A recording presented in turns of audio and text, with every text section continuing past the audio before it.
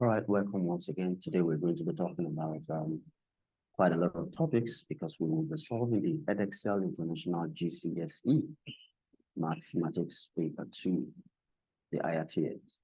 Okay, so remember that this calculator paper is a paper that allows you to use a calculator, and then also it doesn't mean you cannot do your workings or your little calculations offhand if you can.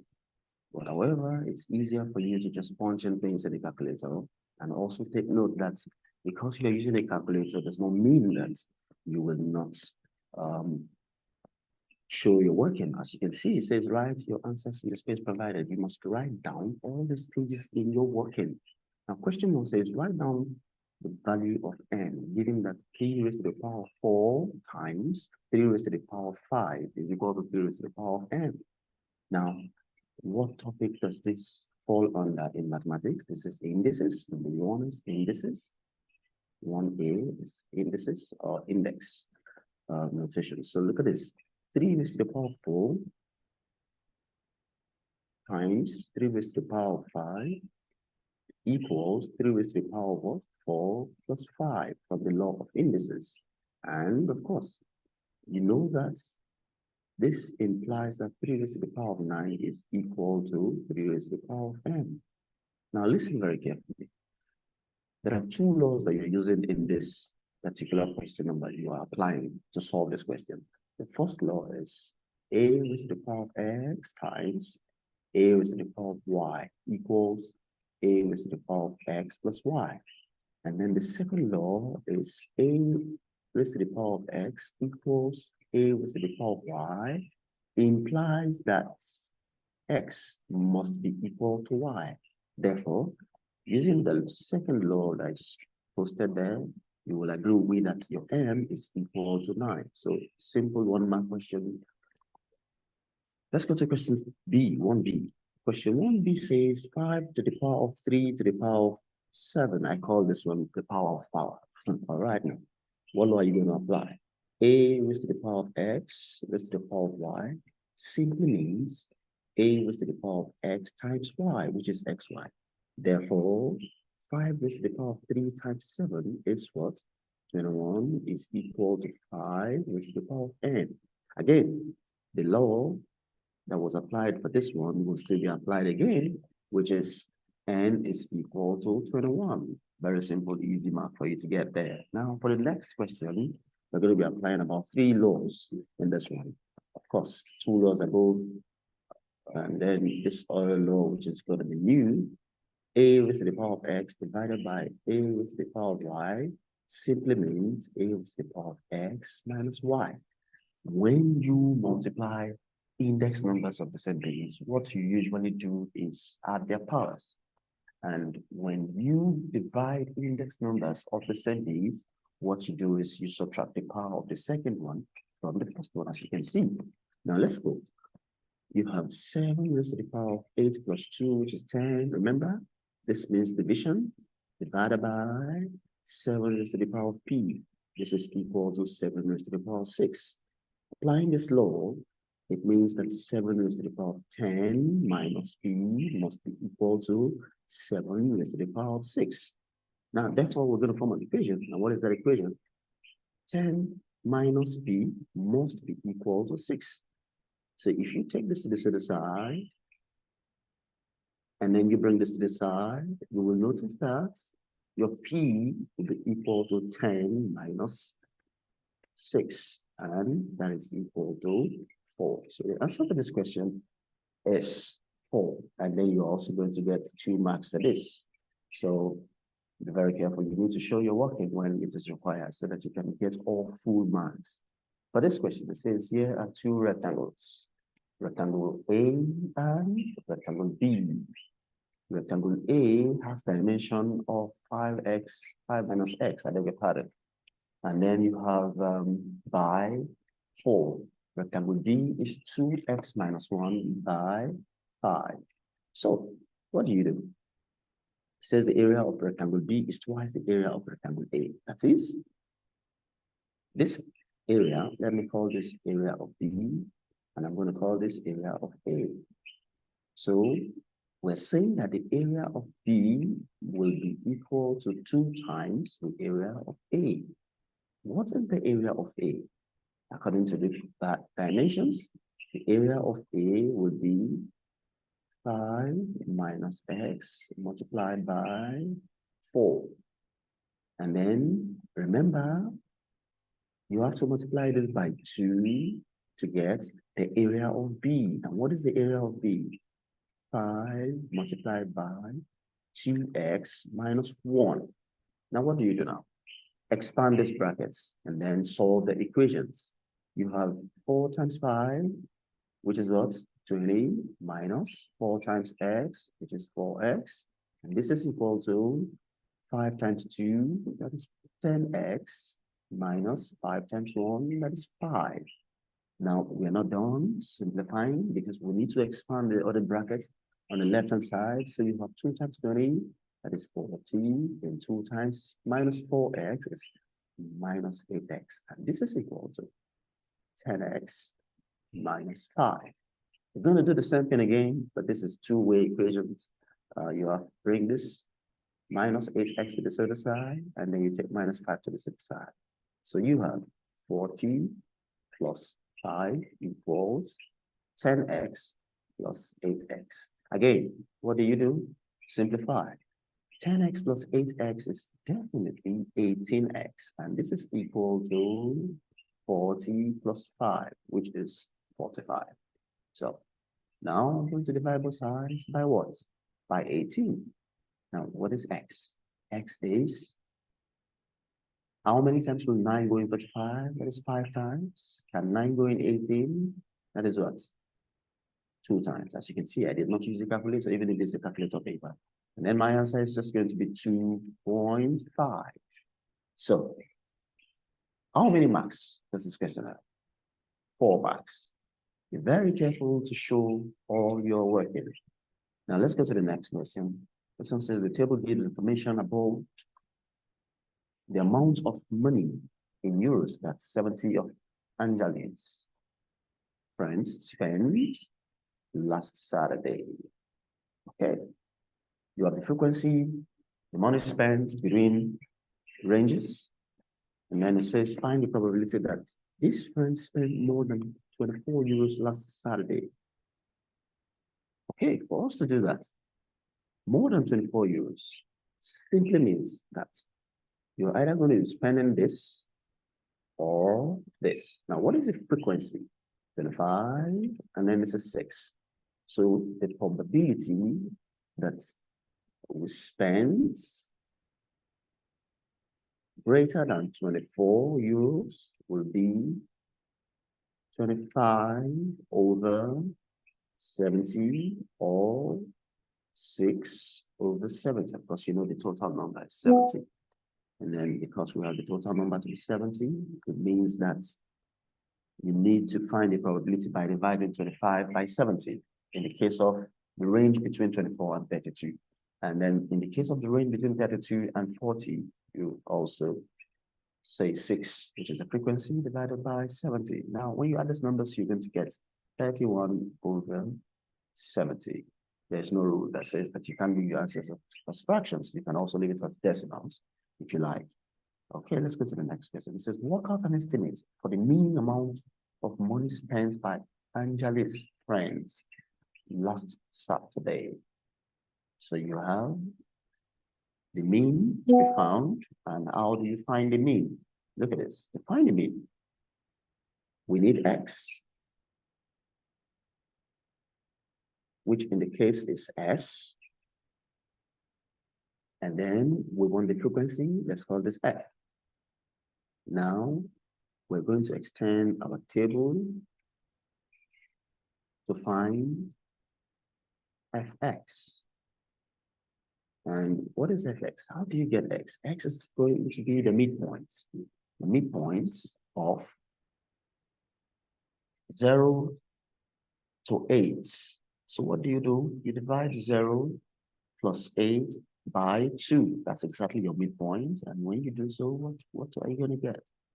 It's simply 4. What is the midpoint of this? You do 8 plus 16. And then you divide that by 2. And of course, that should be 24 divided by 2. This is 12. And also 16 plus 24, which is 40. Divide by 2, and that is what? 20. 24 plus 32. And then don't forget, you're also going to divide that by 2, which is going to be your midpoint, which is what? 28. So this is 28. And finally, 32 plus 40, which is 72. Divide that by 2, that is what? 36. Okay. Now, fx will now be 4 times 6. That is 24. And you're going to do 12 times 14. That is 168. Remember, you're allowed to use a calculator. And then also you will do 20 times 19.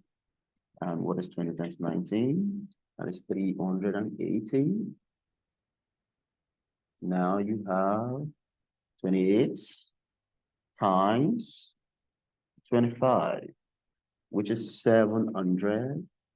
And finally, you're going to be multiplying 36 by 6, which is 216. Now, what do we need? To find the mean, I'm going to be using the space to find the mean x bar will be summation fx over summation f. Remember, the total frequency does not change. It is still 70 as given by the question. So we need to find the total of fx. So you do 216 plus 700. Remember, all the data on the last column is what you're going to add together, plus 380 plus 168, and then plus 24. Finally, you're going to get 1,488. Now, your mean x bar will be equal to 1,488 divided by 70. So when you divide that by 70, what would that give you? That is 21.257. But remember, it says to 2 decimal places, so your answer is going to be 21.26. This is it. Okay, let's go to the next question. Next question that says we should find, there's a triangle, it says ABC and DEF are similar triangles. So since they are mathematically similar, kindly note that the easiest way to solve this question is this. ABC is mathematically similar to DEF. Take the proportions. So when you take any proportions, you have AB over DE. As you can see, this 2 divided by this 2 will be equal to. So if you're going to be taking AC, then you're also taking DF. So you do AC divided by DF. And also, if you're taking the last 2, then you take the last 2. So you have BC divided by EF. Now let's go. What is the question? It says, work out the length of AB. If you want to work out the length of AB, the first 2 will be compared. And kindly note, if you're comparing the first 2, AB, which is what you're looking for, the length of what you're looking for, so you have AB divided by, now DE is 36. This is equal to AC, which is 45, divided by 20. So at this point, all you have to do is just to cross multiply, and then you have 20 AB equals 45 times 36, which means that AB will be 45 times 36 divided by 20. And when you do this using your calculator, like I said, you can be faster sometimes when you do without calculators. So let's say 45 times 36. Then you punch that in your calculator and you divide by 20. This is going to be exactly 81. So let's go to the next. This is given that BC equals 54 centimeters. Work out the length of EF. So I want to find EF. All I'm going to do is to compare this to AC over DF. So I have AC over DF must be equal to, remember, the last one there is BC over EF. BC over EF. Now, this is it. BC is 54. And remember, our first two will be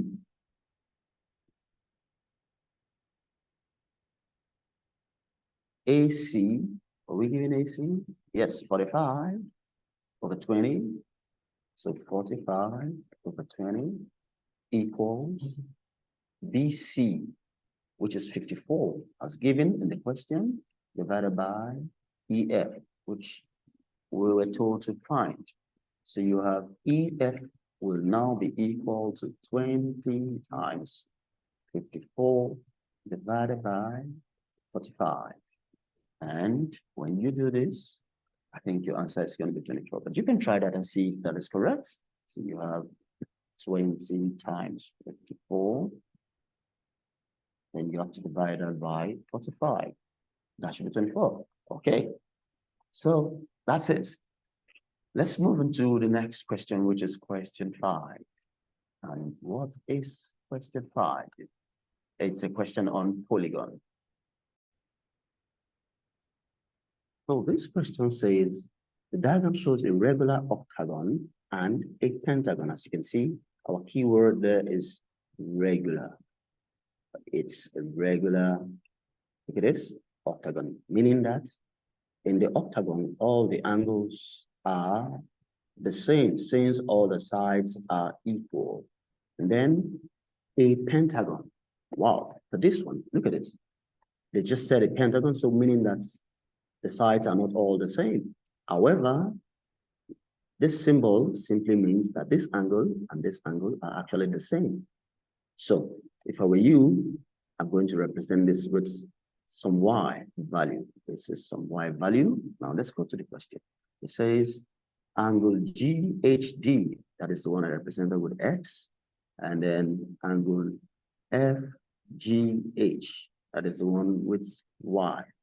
Okay, no, y rather, the one I represented with y. So look at this, they are the same. Look at this now. For me to be able to find my x, I will need to find this angle. First, this is a pentagon. And since this is a pentagon, how many sides does the pentagon have? This is 5 for pentagon. Pentagon. So, for pentagon, what is the sum of angles in a pentagon? N take away 2 times 180. And this is 5, take away 2 times 180 will give you the sum of all the angles in that pentagon. So the only thing you have to do is just to multiply 180 by 3, and you will notice that the total angle will be equal to 540. Now, what is it? You have to sum all the angles, which are 112 plus 102 plus 96 plus 2y. This is 540. You know how I got my 2y? So you solve the equation by collecting like terms. So you have 540 minus 112 minus 102 minus 96 minus nothing. That should be 230. So we have 2y is equal to 230. And then y is going to be, all you have to do is just divide that by 2, which is 115. Now, the angle here is 115. So assume you want to find x. So look at this shape. For me to find x, I have something like this. like this, and like this. This is angle 115. This is angle X. Do I know this angle? I don't, but it's very easy for me to know this angle because this is a regular octagon. So all you have to do is octagon has 8 sides. For octagon, you have 8 sides. Octagon. And you do 8 minus 2 divided by, multiplied by 180, which is 6 times 180. And that is what? 1080.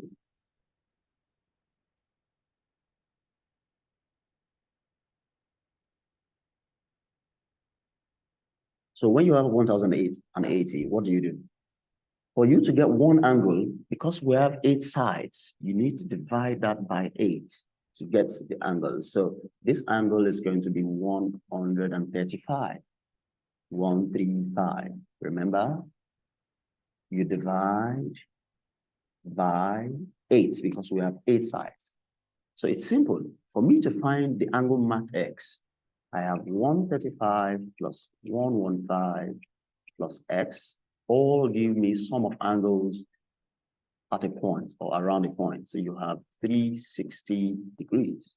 Then my x will be, you have to add up these two numbers, 135 plus 115, which will be 250. So you have 360 minus 250.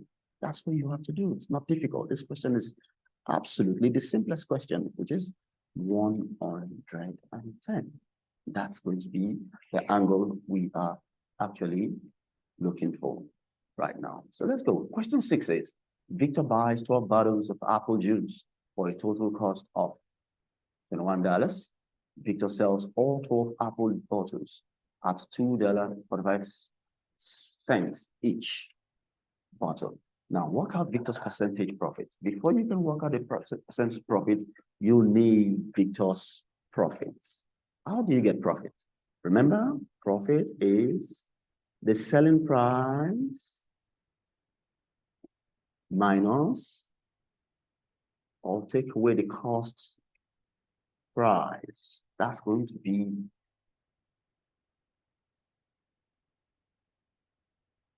your formula. Now, how do you get the selling point? Don't forget we have 12 bottles. And the total cost for the 12 bottles is 21. So if you are selling one bottle at 2.45, how much will 12 bottles cost? So that will be 12 times 2.45. Enter that into your calculator, you're going to get 29. So this is going to be the selling price, 29.4. Therefore, your profit P will be 29.4 minus the original cost of the item. And that is, subtract 21 from that, you will get 8.4. So your profit is 8.4. Now, how do we find the percentage profit? Percentage profits must be equal to the profits divided by the cost times 100. That is why we call it percentage, 100 over 1. And the profit is 8.4 divided by the cost price, which is 21, I guess. Yes, 21, according to the question. Then multiply by 100. So you do 8.4. You can just enter this into your calculator. Remember, calculators are allowed for this exam. And then all you have to do is to now multiply by 100. You will get 40%. So there is a 40% profit on that. So that's it for that question. And you're going to earn 3 marks. Just 3 good, solid marks. So for this question, it says, Ali invests in the Cyclone Bank for 3 years. Badia invests in the Toronto Bank for 3 years. As you can see, the information of their investments You have it in the table that is above. Now, by the end of 3 years, Ali will have received more interest than Badia. So let's look at it. For us to know whatever question that they're going to be asking, let us quickly find the interest at the end of 3 years for each of them. Now, remember, this is compounded. So for the compounded one, what do? You have the principal multiplied by 1 plus the rates raised to the power of the time. That's the number of years. And then, so for the first one, Cyclone Bank. Let's look at Cyclone. If you invest $25,000 for 4% compound interest, 4.5% compound interest for 3 years, so which means you have 25, the amount would be equal to 25,000 multiplied by 1 plus 45, 4.5% is 4.5 divided by 100. Because you should know that will be 0.045. And then you raise this to the power of 3. So what you do is you add that to 1 and you will get 1.045. And then you have to raise that to the power of 3. That will be, you can just punch this in your calculator and then multiply by 25,000. When you do this, you're going to be getting 28,529. Okay, can ignore the decimal points because we're going to be needing our answer as a whole number. So look at this. The next one is for yours to find the other bank, which is Tornado Bank. For Tornado Bank, what do? They said it's a simple interest. So let's write it down. Tornado. Simple interest. And the simple interest will be the amounts will now be equal to the principal times the time times the rate divided by 100. So when you do that, there is no point for doing that because they already told us that this is what was received as interest. So since we already have the interest in the question, the interest is equal to 1,150, 1,150. So all we have to do is to come and find the interest for this other one. How do we find the interest for this other one? Remember, there is a formula and it says that amount equals the principal plus the interest. It means that the interest will be equal to the amount minus the principal. So for this one, you have 28,529 minus the principal, which is 25,000. Okay, so the answer we got in the first place, we're going to be subtracting 25,000 from that. And that is going to be 3,529. That's it, 3,529. So if you get 3,529 and our interest in the other one every year is 1,150. So for 3 years, so interest for 3 years will be 1,150 by 3. So what do? 1,150 multiply that by 3, and that is what? 3,450. So let's go back and address the question. It says, how much more? Show you're working clearly. Now, how much more? Look at this.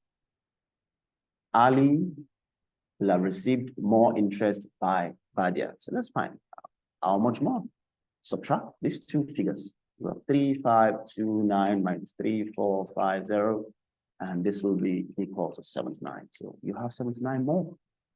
more money than the other person. Let's go to the next one. Question 8 says we should simplify yet. This is yet another indices. So look at this. Remember, there is a law of indices that says anything raised to the power of 0 must be equal to 1. So ignore everything you see here. As long as all of them are raised to the power of 0, then your answer is simply 1. A direct short answer question. Now, the other question says you should factorize x squared minus 5x minus 36. How do you factorize? Remember, you multiply this to the constant term by the term in x squared, which is 36x squared, and then you bring back this. Now, what are the factors of 36 that you will multiply to get 36? And then when you add or subtract the numbers, you're going to get minus 5. So for 36, you have x squared. Remember, factors of 36, you have 1, you have 6, you have 4, you have 5, so you have 9. And I think the two factors would be 9x minus 9x plus 4x, then minus 36. So in doing this, we group into binomials. X is a common factor between this. And how do you get what you have in the bracket? You divide x squared by x, and that is x. And you divide minus 9x by x, that is minus 9. Then plus the common factor between 4x and 36 will be 4. And you open the bracket again, you divide 4x by 4, you have x, minus 36 divided by 4, you have minus 9. So the factors will be x minus 9 in parentheses, x plus 4. This is the answer to the question. Now, it says we should solve. So all you have to do is, since we are solving this equation, it means x minus 9 bracket x plus 4 must be equal to 0. And therefore, x will be equal to 9 or minus 4. Simple as that. For that question, you will get a total of 4 marks, question 8. So let's see if you can try to do some of these questions on your own. I would advise you pause the video right now and then try this question to see if you can do this on your own. If you cannot, and then you come back to see how I'm going to give you the solution to that.